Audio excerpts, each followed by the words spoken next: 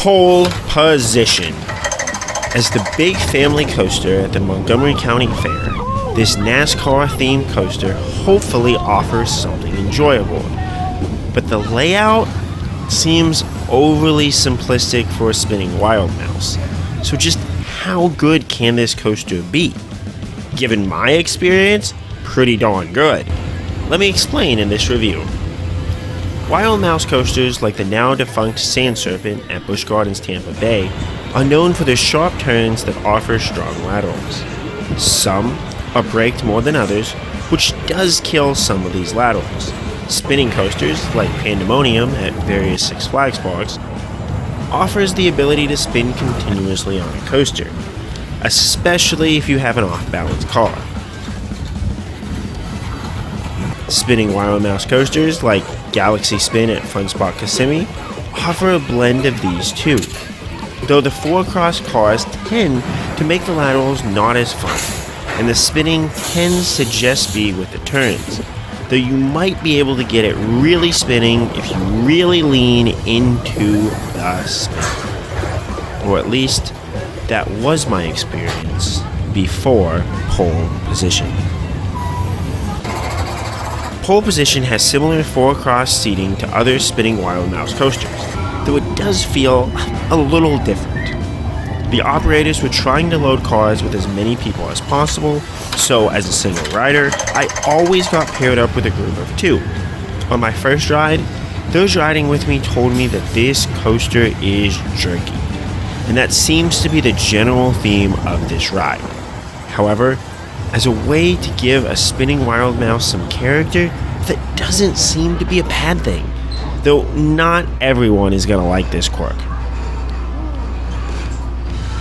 After leaving the station, you go up 2 separate lift hills. You do spin some while going up, more rocking spinning, as I didn't get turned around backwards on any of the laps on this coaster.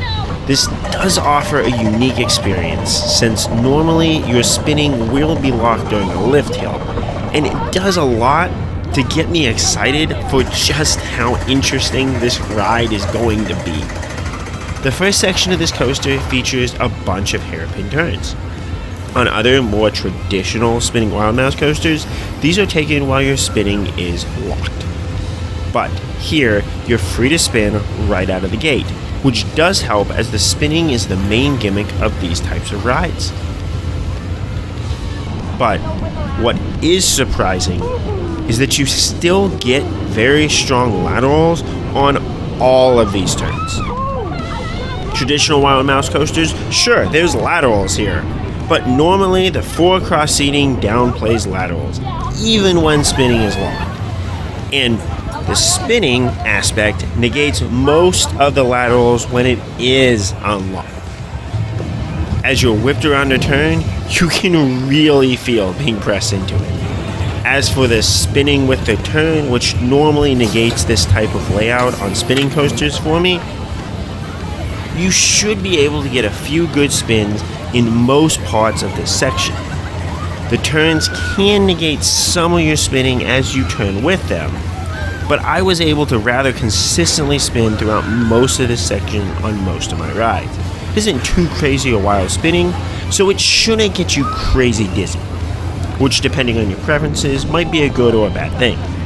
There are a few breaks in this section that do sap your speed, and one can only imagine how nice those laterals would be if these brakes did not hit at all. With a solid first half, I was really hopeful that the small drops and hills, normally my favorite part on a spinning coaster, would offer a similar character. But the largest hill offers very little due to its not too steep of a slope, even if you take it backwards or sideways.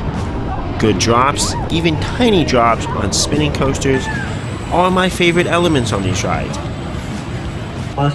as you can get some airtime in a unique and fresh position. But alas, pole position doesn't deliver too much. The pops upwards, however, do offer a small airtime pop as you level off. Nothing super incredible, but a minor element to enjoy for sure. The second main drop section is shallow as well, but does have a very small double up in the middle that will pop you up a tiny bit, before an upward section that gives an even tinier pop of airtime upon leveling off. This section offers promise with a few drops, but just does not deliver as far as anything incredible, which is okay, since after all this is a family coaster. With block brakes, I also noticed that the car could stop before this drop section. This didn't happen to me on any of my rides, so I can't compare how it would change up the ride, but I imagine going slower and losing your spinning wouldn't help the second half of this coaster. Finally, you jerk your way into the brake run and the station. With the laterals and turns, you will be jerked and tossed around your car. On ride, this isn't too much of a problem, as it mainly adds character for me and helps elevate this as a memorable family experience. But on the final brake run, do brace yourself, as you can be jerked into the lap bar, or have your head smashed backwards if you suddenly jerk around. Overall, how good is pole position? This coaster is a little difficult to rank, as it has great character, but it seems to not have that impressive element like a nice drop or crazy spinning that would help push it much higher in my rankings, like I feel it could or should be. I rank it above the two other spinning Wild Mouse coasters that I've been on though, as this just seems to have more character, but only slightly, ranking it just below Hurricane at Fun Spot Kissimmee with its decent drops and coaster elements, and right above Jungle Coaster at Pyongyang Jungle Adventure, which offers okay laterals but very nice scenic views, and just doesn't have that impressive element either. Which spinning Wild Mouse coasters have been your favorite?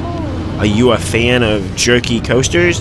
Let me know, and as always, Kapkun Krap.